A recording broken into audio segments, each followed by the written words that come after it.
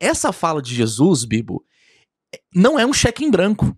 Olha, se você fazer o pedido e colocar ali o nome de Jesus, é um cheque em branco, né? Você coloca o nome de Jesus ali e assina. O nome de Jesus não é uma fórmula mágica, um simsalabim, como diz o outro, um abracadabra. Não. A ideia ali do texto, ela precisa ser entendida à luz das escrituras como um todo. Aquilo que os estudiosos chamam de analogia da fé. Começa agora o BTcast. Teologia é nosso esporte. Muito bem. Começa mais um BTcast de número 627. Eu sou o Rodrigo Bibo e uma interpretação errada de Levíticos me levou a achar que eu não poderia ser um sacerdote na casa de Deus. Eu sou o Rodrigo Calçalemos e texto mal lido é sinal de perigo. Olha, fugiu da clássica, hein? A clássica é texto fora de contexto gera pretexto. Gostei dessa tua. Texto mal lido, como é que é? Texto mal lido é sinal de perigo. É sinal de perigo. Gente, estamos aqui em mais um episódio falando sobre hermenêutica, interpretação bíblica. Esse episódio que vocês gostam. E retorna aqui ao BTcast Rodrigo Calçalemos, que vem mostrar pra nós que é muito mais que um rostinho bonito que fala de arminianismo. Olha aí. O rostinho bonito é por minha conta, vai, que você nem é tão bonito assim. A minha esposa também acha, né? Você não é o Teogato. Pô, faz tempo que eu não lanço o Teogato. O Teogato, aí, ó. O filtro que eu usava no Instagram é parecido contigo. Rapaz. Sim, não, mentira, mas tem um cara na internet, mano, que ele é evangelista. Ele é bem famoso, esse cara. Ele viralizou e ele parece um pouco você, mas ele parece muito o filtro do Teogato que eu utilizava um tempo no Instagram. É verdade. Mano, ele parecia muito aquele cara, evangelista. Não sei como é que é o nome dele. Ele é bem famoso aí no Instagram. Sim, eu sei quem é. Mas, Rodrigo, a gente tá aqui pra falar... Cara, vou te chamar de Rodrigo, é muito estranho, porque ainda bem que eu sou o Bibo, né? Mas a gente é xará, né? Tu tem quantos anos? Tem mais de 35? Não. Eu vou fazer agora 31. Mas por que teu nome é Rodrigo? Tá errado. Por quê? Não, o Rodrigo é a galera ali de 79 a 84...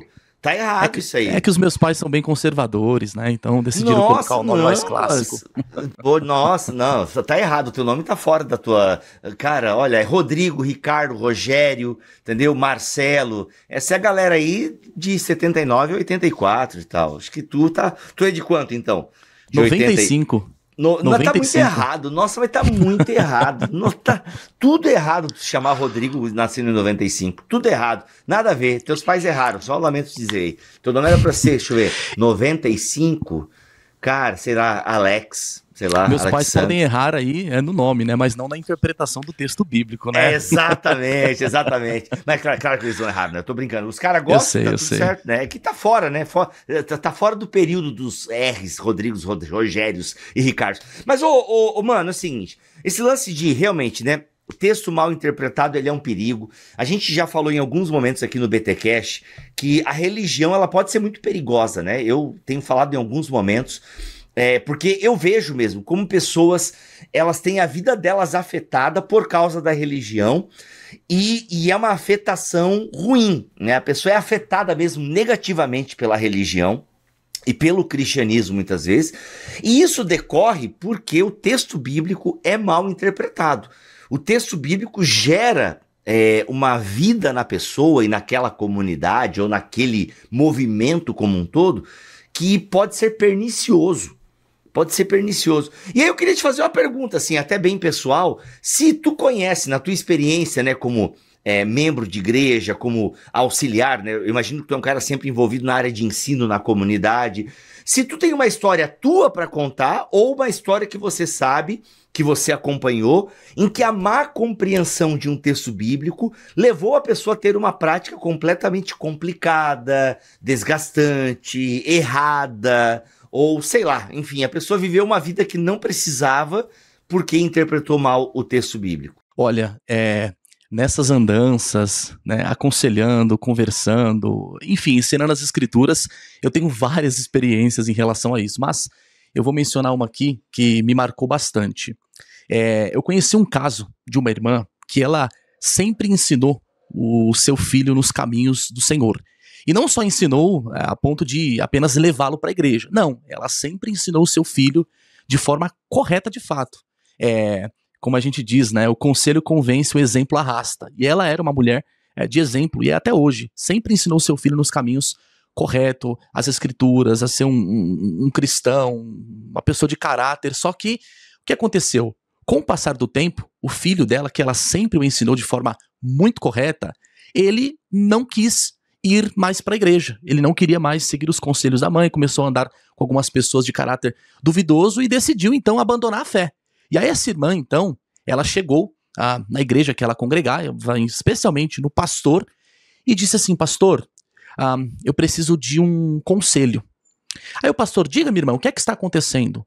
Ela falou assim: pastor, eu sempre ensinei o meu filho de forma correta, adequada, bíblica, coerente. O senhor é testemunha, eu sempre o trouxe aqui à igreja, eu ensinava em casa, praticava devocionais, eu sempre fiz o meu papel como mãe. No entanto, pastor, sabe o que aconteceu? O meu filho não quer ir mais para a igreja, o meu filho se rebelou, o meu filho está contra mim, eu não sei o que eu faço. E aí então, o pastor olhou no fundo dos olhos dessa irmã, Bibo, e perguntou: você tem certeza que você ensinou seu filho nos caminhos do Senhor? Ela disse: eita, claro, rapaz, eu ensinei sim. Ele falou assim: minha irmã, você me desculpa, mas você não ensinou ele nos caminhos do Senhor. Ela tomou um susto, então olhou para ele e falou assim: mas com base em quê, pastor, que o senhor está falando isso? Ele disse: Provérbios 22:6 está escrito: ensina a criança no caminho em que deve andar, e ainda quando for velho, não se desviará dele. Ou seja, ele interpretou esse texto de Provérbios 22:6 como sendo uma promessa incondicional, quando, na verdade, esse texto não trata-se de uma promessa incondicional, mas ele simplesmente deixou essa irmã adoecida. Isso gerou muitas complexidades para ela. E depois, com o tempo, conversando, eu expliquei para ela o verdadeiro sentido desse texto. Que, na verdade, o texto não está falando, né, de uma promessa incondicional.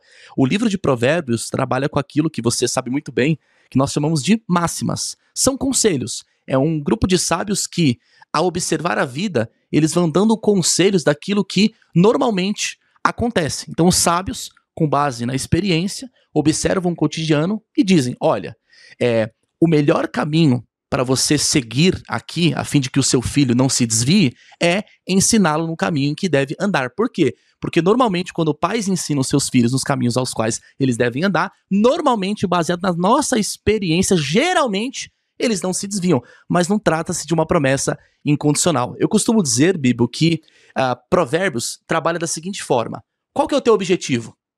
O meu objetivo é fazer com que o meu filho não se desvie. Olha, à luz desse objetivo, o melhor caminho a se percorrer é esse aqui. Mas não trata-se de uma promessa incondicional. E convenhamos, se isso fosse uma promessa incondicional, nós teríamos dois problemas. O primeiro deles é com a Bíblia. Quantos pais não foram piedosos e os filhos se desviaram? Samuel, por exemplo, foi um profeta, um juiz, um sacerdote. E os filhos? Sansão, os pais de Sansão.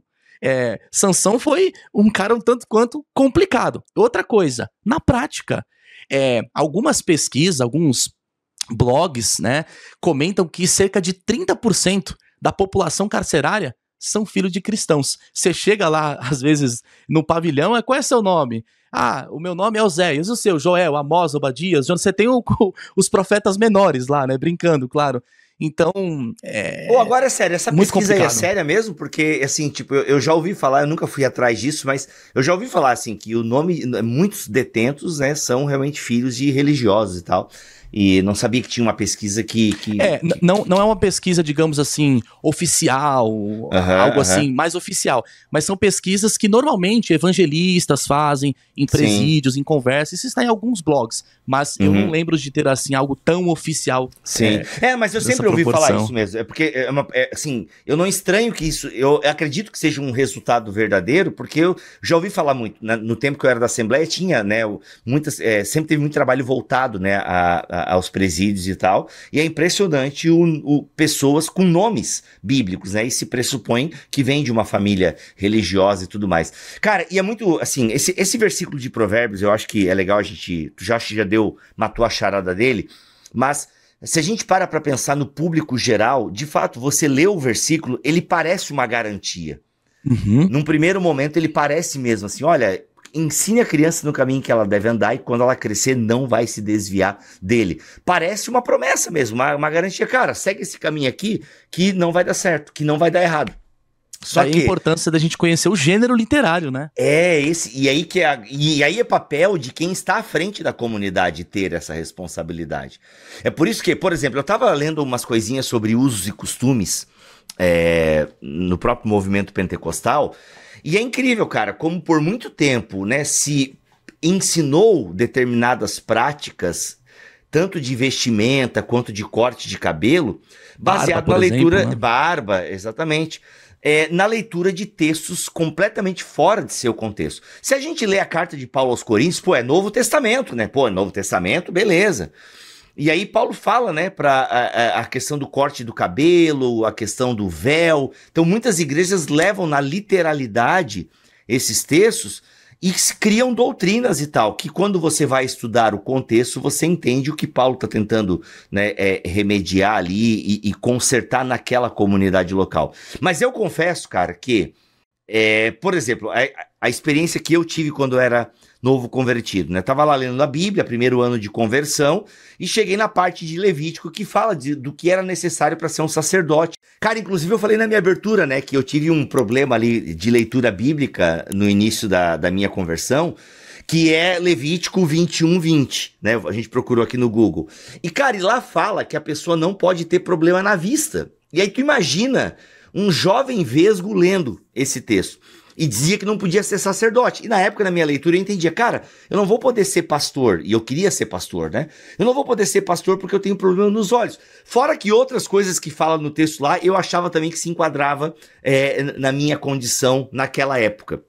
Então, velho, tu vê, né? Uma leitura equivocada me fez ter uma crise. É claro que, graças a Deus, na época eu fui pedir instrução para alguém, a pessoa me explicou um pouco de contexto, que sacerdote no Antigo Testamento não é a mesma coisa que pastor no Novo. Ainda bem que teve essa sabedoria, né? Mas, de fato, num primeiro momento, eu olhei, a palavra de Deus está dizendo que não pode ser sacerdote na casa de Deus. Aí eu queria ser um pastor. E aí não pode ter problema nos olhos. Ou seja, mano, eu não posso porque eu sou vesgo, né? Então, assim, tu vê, né? Uma leitura, às vezes, literalista, fora de contexto, gera realmente muitos perrengues, né? E tem religiões, na minha opinião, as seitas são isso, né? As seitas, elas escravizam, na minha opinião, pessoas em usos e costumes, muitas vezes. Não que toda igreja tem usos e costumes seja seita. Não é isso que eu tô falando, ok? Mas seitas geralmente também são permeadas por usos e costumes e práticas e tal, que advêm de interpretação equivocada do texto bíblico. Por exemplo, uma igreja que pratica, na minha opinião, dietas alimentares com base no Antigo Testamento. Para mim tá errado, entende? É uma leitura errada do texto bíblico, sabe? Eu como camarão, bacon, entendeu? Talvez possa ter... O bacon eu deveria evitar por outras questões, não por questões religiosas. Sim, e você acaba muitas vezes impondo sobre as pessoas cargos pesadíssimos. E usa muitas vezes o texto bíblico como um trampolim para levar as ideias, para chancelar. Então, assim, eu particularmente não curto muito os usos e costumes, eu respeito, né, quem tem esses costumes assim de roupa, disso, daquilo e tal. Mas o maior problema que eu vejo nisso é a pessoa... propor usos e costumes e ainda assim usar o texto bíblico para fundamentar essa ideia. Recentemente, por exemplo, em pleno 2025, eu vi uma pessoa citando Gênesis 41:14. Lembra que José, antes de se encontrar com o faraó, ele fez a barba? E aí, então, olha o raciocínio. Poxa, se ele foi se encontrar com um rei humano, ele teve que tirar a sua barba. Imagine nós para nos encontrarmos com o Senhor do Senhor e com o Rei dos Reis. E na verdade o texto ali, você sabe muito bem, está descrevendo, primeiro que é um texto descritivo, segundo, por que José se barbeou? Porque os egípcios, eles não usavam pelos. O uso da barba era uma prática comum entre muitos povos da antiguidade. Exato. Incluindo os hebreus, mas nos egípcios isso não era comum. Então o que José fez? Ele queria seguir o costume do país, ganhar mais favor diante dos olhos de faraó. não faz nenhum sentido. Cara, inclusive eu tô aqui, ó, eu tô com o dicionário do movimento pentecostal e eu tô estudando um pouquinho sobre usos e costumes conforme esse dicionário aqui, que é um material da CPAD e tal. E aí ele vai trazendo aqui a ideia, justamente assim, cara, ele até admite que usos e costumes é uma prática da igreja, tipo, ok, ele faz uma diferença entre doutrina e dogma e tal, de alguma forma assim. Só que é o seguinte, na defesa que eles dão para os textos bíblicos, tá?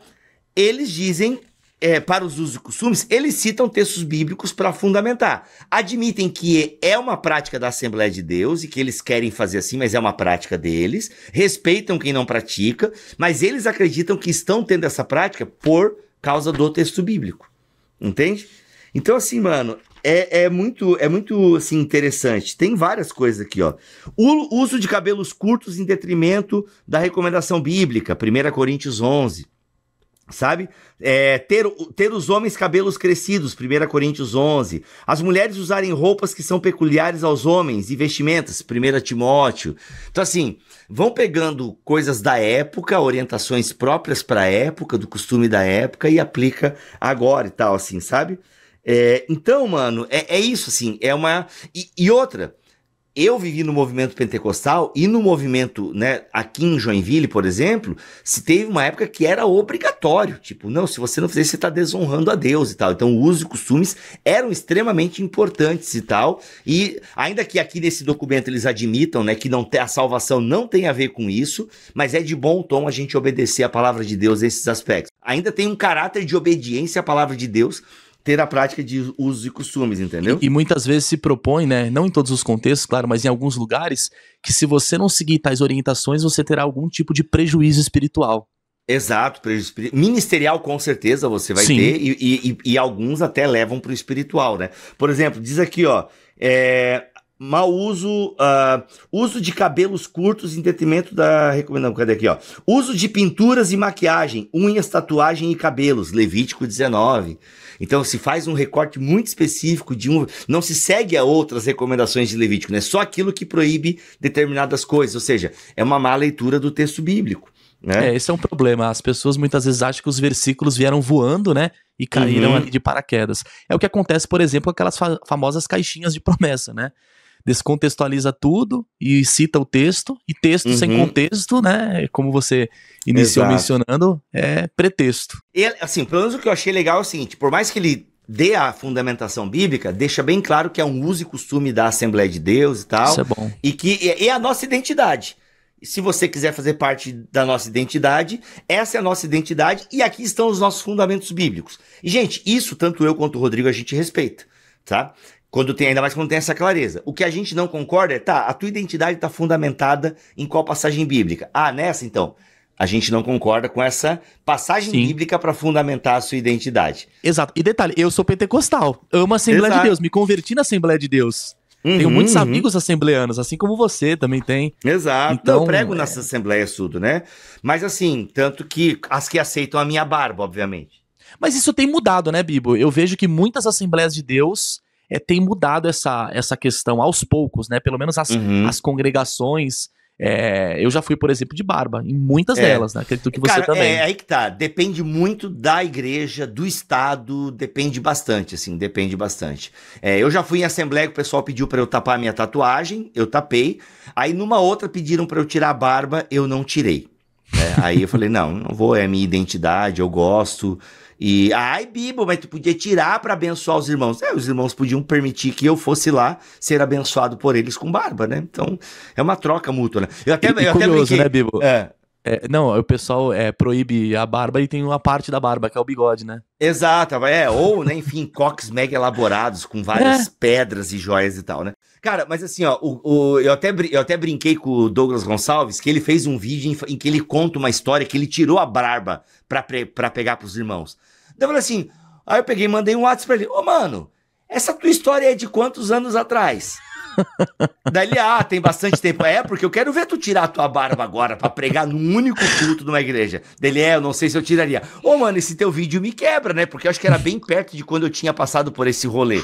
Aí o pessoal fica me mandando, iam me mandar o vídeo do Douglas. Aí você tem que seguir a experiência dele. Exato. Falei, não, mano, esse vídeo aí me quebra as pernas, cara, porque eu quero ver tu tirar a tua barba. Eu sei que ele tiraria, se ele, né? Mas ele falou, cara, eu não sei se eu tiraria agora. Até brinquei com ele, mano, então esse teu vídeo lá me quebra. Porque, de fato, eu não tiraria a barba, né? Se me quiserem... Então, se quiserem no início do ano, eu tiro, tá bom? Fica aí a dica, Assembleia de Deus. Se quiser me convidar aí início do ano, eu costumo tirar minha barba pra pegar um sol na cara. Então, se vocês quiserem, eu tiro no início do ano, tá? Mas se não, eu não vou tirar e tal, porque não vejo problema na barba. Mas, cara, é isso, assim, textos fora de seu contexto, eles geram realmente, podem gerar crises, podem gerar problemas na espiritualidade que a pessoa não precisaria ter. A gente falou já de Provérbios, Rodrigo, 22:6, eu acho que esse é clássico, né? Você interpretar aquele texto como uma promessa. Qual outro texto a gente poderia elencar aqui? Mateus 6,33, qual que é o erro desse? Que texto que é esse? Qual é o erro que a galera comete? Esse texto é muitíssimo mal interpretado. É aquele texto que diz: busquem, pois, em primeiro lugar o reino de Deus e sua justiça, e todas essas coisas lhes serão acrescentadas. Normalmente, aqueles que interpretam esse texto bíblico de forma errada, eles meio que criaram novas versões desse texto, né? Alguns dizem assim, olha, busquem, pois, em primeiro lugar o reino de Deus e sua justiça, e todas as demais coisas lhes serão acrescentadas, ou e todas as coisas lhes serão acrescentadas. Todas as coisas, essa é clássica, todas as coisas, né? Ou todas as outras coisas, ou todas as demais coisas. Mas o texto não diz isso. O texto diz, e todas essas coisas. Essa expressãozinha, essas coisas, esse pronomezinho aí, ele não pode ser entendido como sendo todas e cada uma das outras coisas sem exceção. O essas coisas aí do texto refere-se ao que foi dito anteriormente, onde? No verso 31.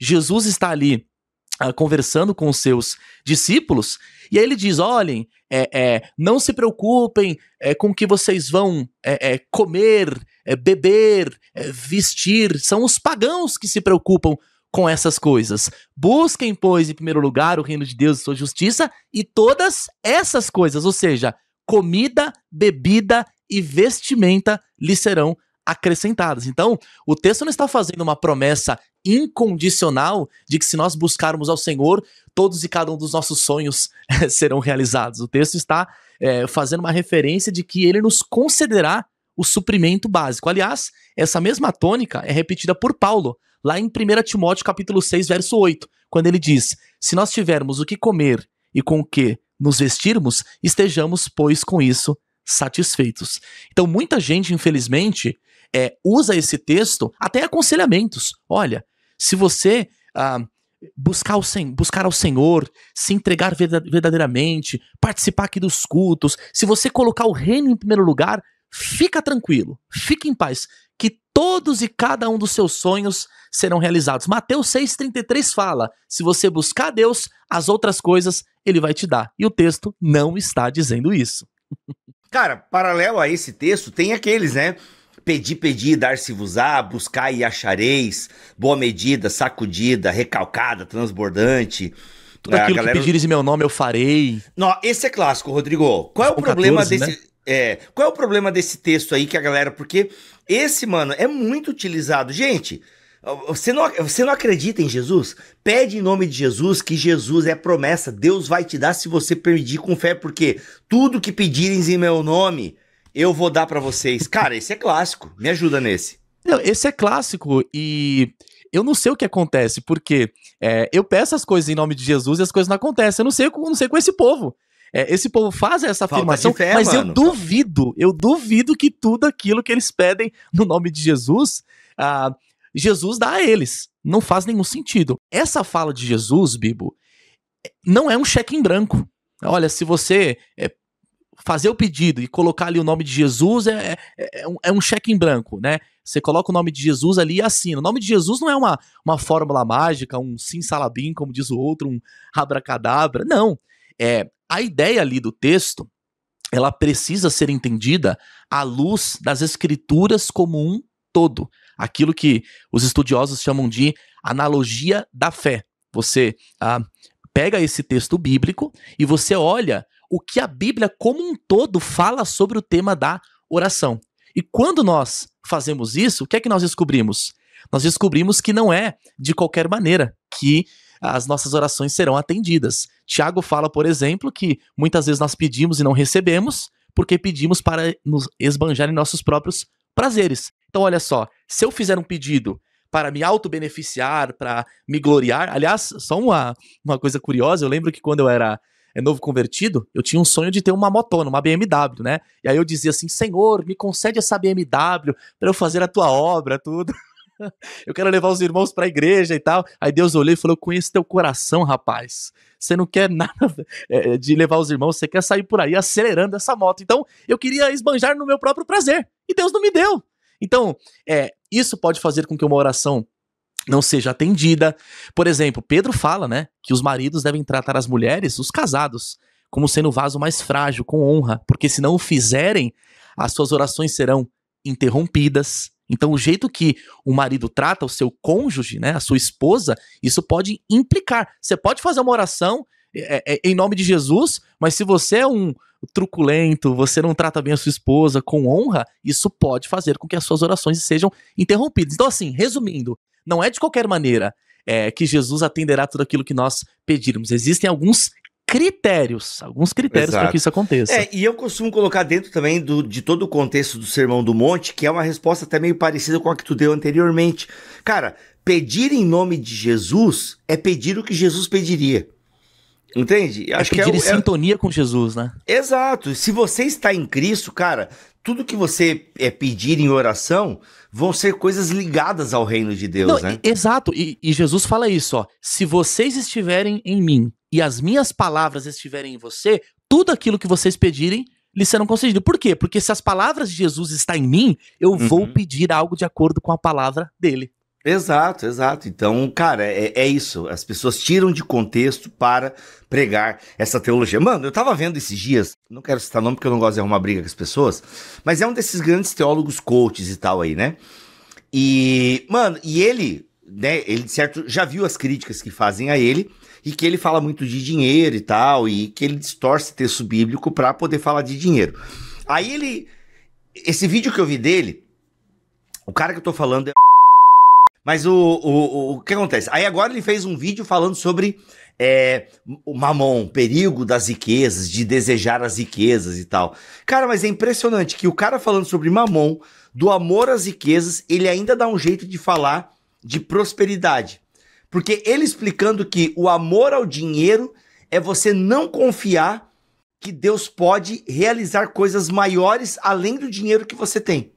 Cara, sério, é inacreditável a volta que o cara dá. Eu chamo poder... isso de hermenêutica Thundercats, né? Não foi eu que conheci esse termo, né? A visão além do alcance, né? Ele enxerga no texto que ninguém vê, né? Não, é impressionante, cara. É hermenêutica Thundercats. Amei, não sei quem cunhou, mas aprovo. Porque assim, ele fala o seguinte, olha, eu tinha um planejamento e eu fiquei com medo de fazer esse planejamento, por quê? Porque eu estava apegado ao dinheiro, e o amor ao dinheiro, ele é a raiz dos males. Eu estava confiando mais no dinheiro do que em Deus. E aí a minha esposa me alertou para isso. Olha, você nunca fez as coisas por causa de dinheiro. Então vai, encara esse projeto, acredita em Deus. E aí ele fez um grande projeto e tal. Mas percebe, cara, o texto não é sobre isso, né? Ele ainda dá um jeito de transformar a idolatria, né, que é a ganância no Novo Testamento, como um jeito de ser um trampolim para fazer coisas grandes, para ter, né, para ter os seus projetos abençoados e tal. Então essa galera dá um jeito, é impressionante, eu fico imaginando, Bibo, o Paulo lendo isso, ou melhor, Paulo ouvindo uma interpretação como essa. Nossa, absurdo. Mano. Poxa, Paulo tem um livro, né? Sofreu demais. Tem um livro de um pregador pentecostal, até do Ciro Sanches, né? Ciro Sanches, que é o evangelho que Paulo não pregaria. Paulo jamais pregaria, né? Que é uma crítica à teologia da prosperidade. Eu lembro que eu folhei esse livro há décadas atrás e tal. E parecia ser uma pegada, mas tipo, o susto que Paulo levaria, né? Vendo as coisas que estão fazendo com os textos dele. Cara, muito legal, muito legal. Alguma outra temática, Rodrigo? Algum outro texto, assim, que a gente pode colocar aqui? Que, cara, assim, quando a gente olha a interpretação dele, fala, mano, essa galera tá demais, pelo amor de Deus. Mas quantos você quer? Me diz aí. Ah, bom, louco, o cara chegou chegando. Vamos mais dois aí, vamos lá, mais dois. Bom, vamos lá. Um texto que também é muito mal interpretado, que é bem próximo desse texto aí de Mateus 6, é aquele de Mateus 18:20, que diz, porque onde estiverem 2 ou 3 reunidos em meu nome, eu estou ali no meio deles, estou presente e tal.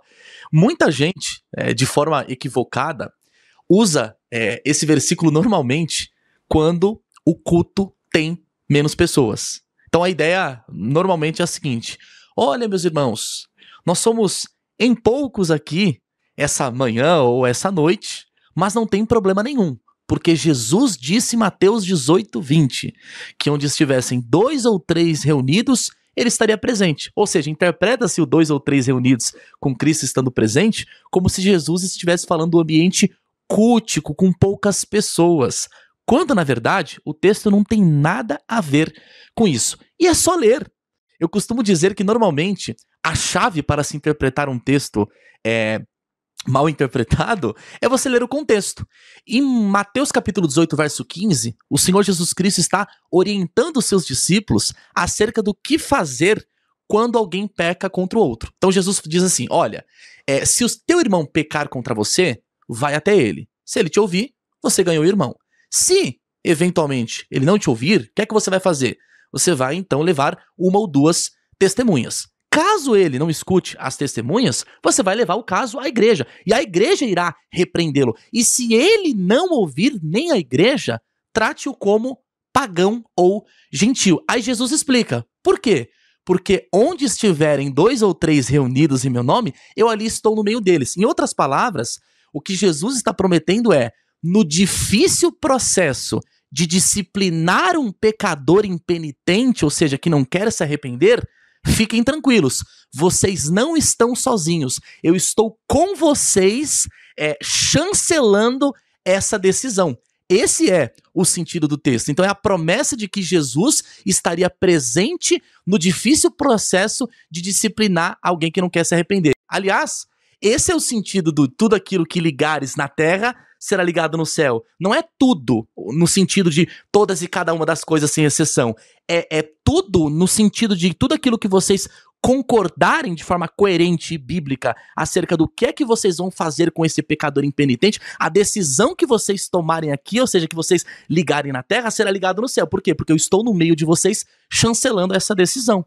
Legal. Isso é um problema, Bibo, porque assim, ó, desculpa só te cortar, é um problema porque, e se tivesse uma pessoa só orando? Mateus 6,6, Jesus fala, olha, entra no teu quarto, fecha a tua porta. É sensacional, cara, esse é clássico. Aliás, o pessoal utiliza muito essa ideia também do que... Agora eu até fico na dúvida, porque assim, vamos lá, a gente tá numa reunião, Rodrigo, a gente é da mesma igreja, e a gente tá em concílio ali naquela reunião, decidindo sobre a ampliação do templo, por exemplo, ou reforma na igreja e tal. E aí, será que seria errado a gente utilizar? Olha, galera, vamos acordar aqui, porque o que a gente ligar aqui na terra vai ser ligado no céu. Fica fora de contexto também, né? Porque ali é disciplina eclesiástica, né? É o Exato. Que fazer com um impenitente, né? Exato. O texto ele tem uma intenção autoral. Nós temos, digamos, nós temos que interpretar o texto de acordo com o seu sentido. Se todas as vezes que nós formos fazer alguma coisa, nós ficarmos aí tentando achar um texto para chancelar essa decisão, o que é que vai acontecer? Nós vamos descontextualizar. A gente não precisa usar isso, a gente pode usar Mateus, lá na frente, quando Jesus diz, olha, eu estarei convosco todos os dias, até a consumação dos séculos. Então, muitas vezes, o que se fala é verdade, mas o problema é o que se usa como base para falar aquela verdade. Entendi. Legal, legal demais. A gente não pode acabar esse programa, Rodrigo, sem falar de algum texto de Apocalipse. Tem que ter, mano. Apocalipse é aí, ó, é o rei, né? Aliás, não o Apocalipse, né? A escatologia. Ela é a rainha das más interpretações aí nas internets. E, tipo, tem algum texto de Apocalipse que vem à mente aí? Poxa, tem alguns, viu? Mas talvez um clássico que nós poderíamos mencionar é aquele em que Jesus se dirige para a igreja de Laodiceia, Apocalipse capítulo 3, o texto diz, né, deixa eu pegar aqui a minha Bíblia, e aí eu quero ler esse texto, porque esse texto ele é bastante especial, então vamos lá, Apocalipse, deixa eu abrir aqui, a partir do verso de número 15. Exato. Verso 15. 15:16. Diz assim, ó. Conheço as suas obras, que você não é nem frio nem quente. Gostaria que você fosse frio ou quente. Assim, porque é morno, nem frio nem quente, estou prestes a vomitar você da minha boca. Ou seja, normalmente, a galera, e isso eu já vi muito, a galera interpreta esse texto da seguinte maneira. Olha, ou você é quente, ou seja, crente, fervoroso, até o tutano dos ossos, ou você é frio, ou seja, ímpio, ou você não tem compromisso nenhum. Porque se você for aquele crente meio Raimundo, né? Um pé na igreja, outro no mundo e tal, uma pessoa que não busca tanto, não tem tanto fervor, Deus pode te vomitar. Ou seja, interpreta-se quente e frio como sendo quente positivo e frio como sendo negativo. No entanto, sempre. Esse não. Peraí. É clássico. Pode, vai, manda. Não, porque eu nunca preguei isso, né? Não é o meu tipo de pregação. Mas na minha cabeça, até hoje, era isso. Tipo, o quente é o crente fervoroso e o frio é o crente frio, entendeu? Tipo assim, que é isso. E o pior é o morno, né? O morno que daí que é o vomitado, né?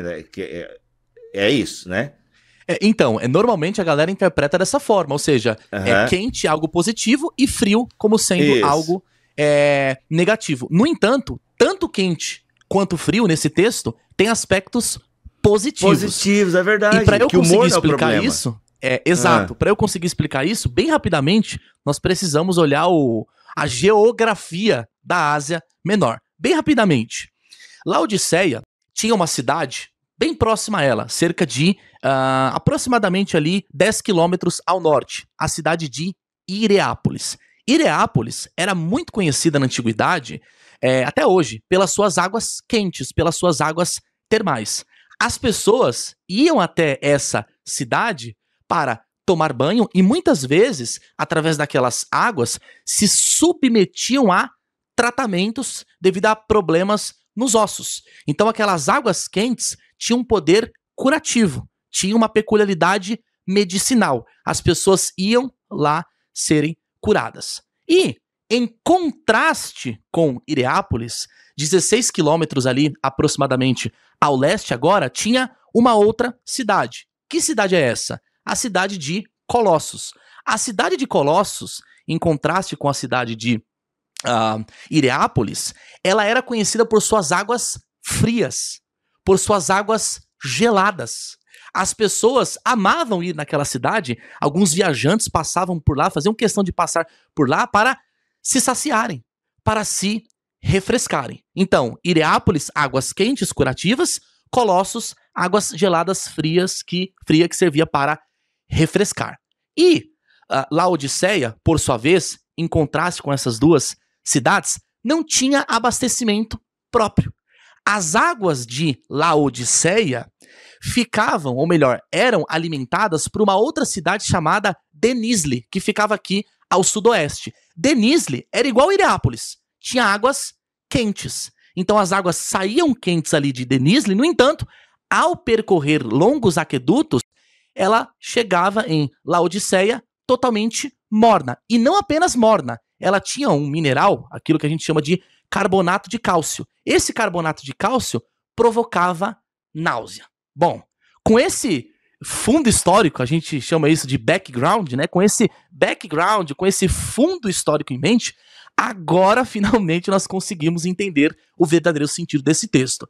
Quando Jesus disse, olha, você não é quente nem frio, ele não está falando de algo positivo e de algo negativo. A ideia de Jesus é, ó Laodiceia, quem dera se você fosse quente como Hierapolis, que curava as pessoas.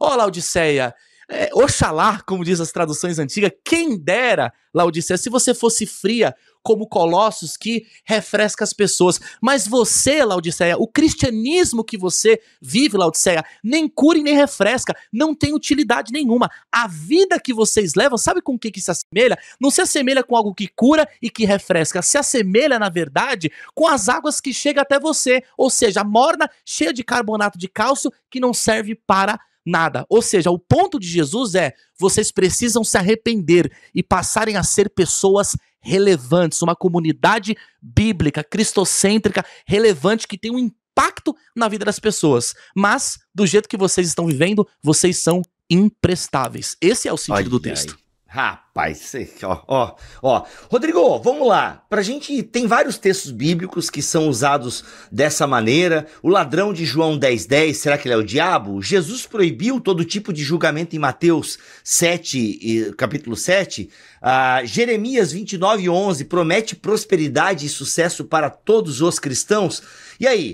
Quer dizer que nós temos agora, você interpretou errado o verdadeiro sentido por trás dos versículos mais mal compreendidos da Bíblia.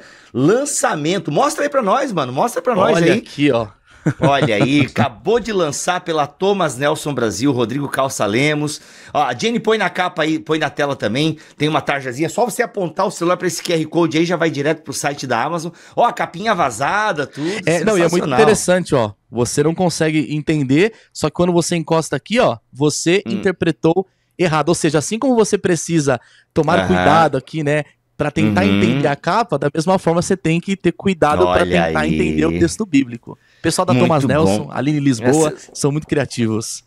Sensacional. Gente, esse é o novo livro do Rodrigo Calça Lemos, lançado agora pela Thomas Nelson Brasil. É um livro pequeno, com vários textos bíblicos dentro do seu contexto para te ensinar. Tem alguns princípios de hermenêutica também ali que a pessoa pega a partir daquilo que você vai aplicando. Exatamente. O livro, eu seleciono nele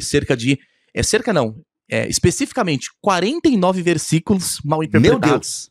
São muitos versículos.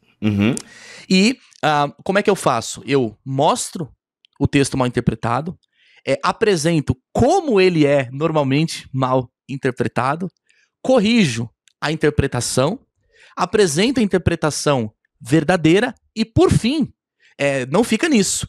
Em toda a explicação, no final dela, eu trago uma aplicação prática. Por quê? Porque a interpretação correta, ela precisa servir à igreja. Teologia é serva da igreja. Certo, muito bom, cara, muito bom. Parabéns, mano, parabéns aí por esse livro, parabéns por mais esse lançamento e que dê muitos frutos, né? Porque como a gente falou aqui no início do episódio, má interpretação... Qual é a frase? Qual é a tua frase de abertura? Texto mal lido é sinal de perigo. Olha aí, ó, e é perigo mesmo, é perigoso pra você, é perigoso pra quem está perto de você. Religião é uma coisa séria, cristianismo é uma coisa séria, e tem um texto que embasa tudo isso. E esse texto precisa ser lido, né, bem lido para não gerar perigo. Gostei disso aí. Cara, parabéns por essa obra aí. Gente, o link para você adquirir esse livro do Rodrigo tá aqui na descrição deste BTcast em bibotalk.com, também no nosso YouTube, tá bom? Ou no QR Code que tá aparecendo aí a todo esse momento aqui na tela. E aí, você pode adquirir essa obra, tem no nosso link aqui, enfim, já tá aí, daqui a pouco já está pelas lojas do Brasil também. E é isso, parabéns, cara, parabéns mesmo, que dê muitos frutos. Obrigado. E esse livro, Bibo, é importante dizer que ele é escrito, primeiro, de forma humilde, pastoral, amável, nunca falando de cima para baixo. O intuito mesmo é ser fiel à palavra de Deus, porque a palavra de Deus, do jeito que Deus não falou, não é palavra de Deus. Segundo, que é muito importante se dizer, esse livro é escrito numa linguagem descomplicada. Aliás, isso eu devo muito a você. Vocês, nas nossas conversas, uma vez nós fomos pregar em um congresso juntos, ensinar num congresso juntos, e você sempre falou pra mim, olha, usa uma linguagem descomplicada, vai por esse caminho e tal, e foi muito útil. Então, nesse livro eu aplico algumas dessas dicas. Coloco uma linguagem descomplicada para realmente abençoar os meus irmãos em Cristo. Legal. E, gente, uma coisa legal que o Rodrigo fala ali é que realmente esse tom de humildade, né? Tanto a gente que produz conteúdo aqui em forma de podcast, livros, não é, assim, esse tom professoral, olha, vocês, alunos, baixem a cabeça. Não é nesse sentido. Às vezes até a gente mesmo já errou muito, né? Já interpretamos textos de forma errada no início da caminhada e tal. E se a gente foi melhorando, é porque a gente foi estudando, foi aprendendo com outros que já estão há mais tempo. Então o nosso papel é como tipo assim, cara, olha só, tem esse caminho aqui, vamos por esse caminho, da humildade. É exatamente isso, Bibo, porque muita gente, infelizmente, acha que quando você corrige uma fala, você corrige uma interpretação, você está querendo ser melhor. E não é. Poxa, esse às vezes é o papel de um professor. Então a gente fala com amor, com carinho, com respeito, mas a verdadeira interpretação precisa ser ali colocada, porque nós temos compromisso com a verdade, não com o erro. Muito bom. Gente, tá aí o livro Você Interpretou Errado, o verdadeiro sentido por trás dos versículos mais mal compreendidos da Bíblia. Thomas Elson Brasil, curtinho, 176 páginas, 49 textos bíblicos analisados. Olha isso, aí. 49 versículos analisados e antes desses versículos, eu apresento no capítulo 1 o porquê que as pessoas interpretam a Bíblia de forma errada. Normalmente se diz que é só por causa do contexto. Não, deixa isso aí lá, deixa pro texto. Não vou me entregar muito aqui não, o livro já é pequeno. Então não entrega muito ouro aqui não. Gente, é isso, o link tá aqui na descrição. Rodrigo, obrigado pelo teu tempo, pela tua presença aqui nesse podcast. Valeu, meu amigo, estamos juntos. Deus abençoe vocês, voltamos na semana que vem, se Deus quiser assim permitir. Fiquem todos na paz do Senhor Jesus.